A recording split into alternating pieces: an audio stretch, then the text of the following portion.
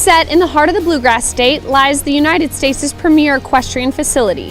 The Kentucky Horse Park needs no introduction, and horses and riders who come here are truly the world's best athletes. Coming to Rolex is a dream for many. Many will hope to get here and few will make it. But for those who do, they have one common goal in mind: conquer the Rolex Kentucky Three-Day Event.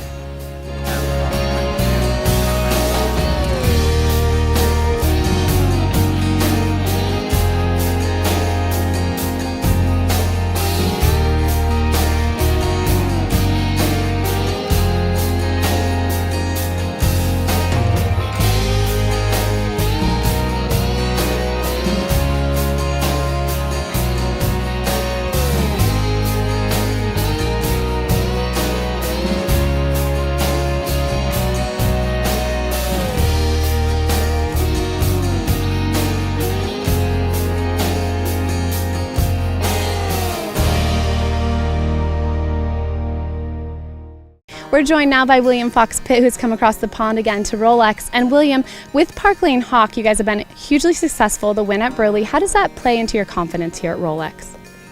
It's great to be riding such a good horse here. I'm very excited to have him here, and I hope the track's going to suit him. But I think you have to put that behind you. You know, I just want to show that he can consolidate on that form. It was his first 4-star, so it was a big question for him, and I just like him to come here and have a very good experience and do as well as he can. And of course I'd love to win, but it's just most important that he goes well and comes out of it well. He's one of my horses possibly lined up for the games in the summer, so I just want him to have a good experience and get some more miles, and what better place to do it. And Buck, talk to us about being back at Rolex again this year.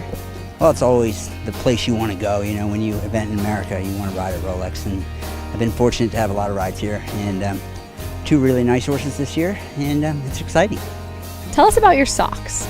My socks are my lucky socks, and I saw a picture of me jogging Reggie at badminton, and I thought, you know, I better pull those socks out. So they're my lucky socks, and with the way the winter's gone for me, I need some luck this weekend. Well, we definitely wish you all the best and look forward to watching you. Awesome, thanks Frankie. How much more confident do you feel coming back, this not being your first time at Rolex now? Yeah, you know, having seen the course, I wouldn't say confident. You know, it's enormous for sure, and as it was last year. But I think I learned a lot from last year, and hopefully we can improve on last year's results, I guess. How much does it mean to you also living in the United States now to be able to represent your native country of Great Britain still over here in the U.S. at Rolex?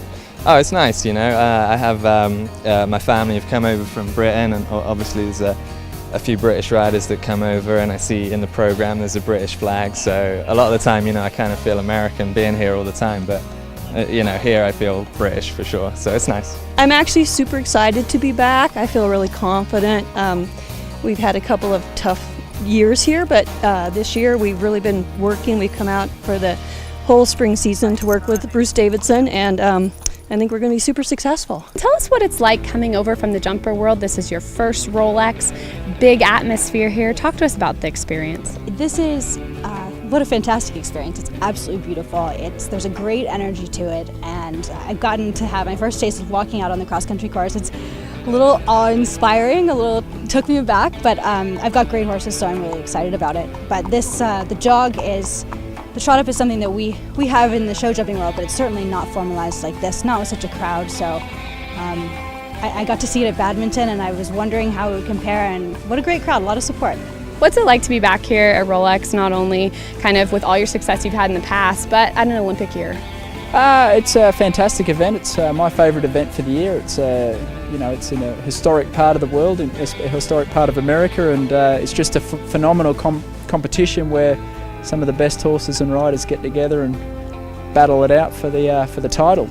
We're here now with Doug Payne and Will Coleman, who are dueling it out for the Best Dressed Male Award.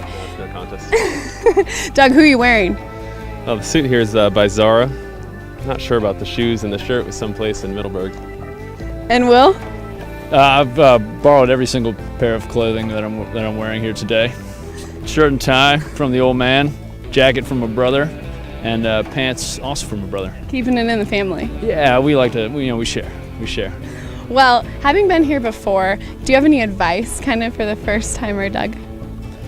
I don't think Doug needs any advice. He's jumped around a lot of big tracks. The only thing I could say is it's easy to kind of try to change your riding when you come to a big event like this. And if you just go out there and do what you do, I think you generally are the most successful. So. And Doug, how exciting is it to be here? Kind of like we said, it's your first time, but you've obviously been to watch at Rolex before. How happy are you to be riding here, and what does that mean? Happy to be riding here. To be completely honest, I do not perform terribly well if I put a whole lot of pressure on it. So I'm just taking this, it's probably cliche to say, but as any other competition, and just keep the mindset that I'll be here time and time again. So you have a terrific owner and trainer in Tracy Bowman. What does it mean to have somebody so supportive, and how important is that to your success? Well, I think it's really important. I've been with Tracy since I was 8 years old. It's been a very long time, and the partnership has grown into our business.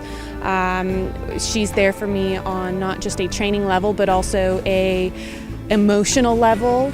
And we oftentimes finish each other's sentences. That's how much time we spend together. So, but it's what we've developed in our program, and it couldn't mean more to me that she came out to Ocala for the last 2 weeks before we were here, and we've been on the road, and it's been very, very difficult for the both of us, but we've been able to do it together. That wraps up our pre-competition here at Rolex, and we look forward to bringing you coverage of dressage tomorrow.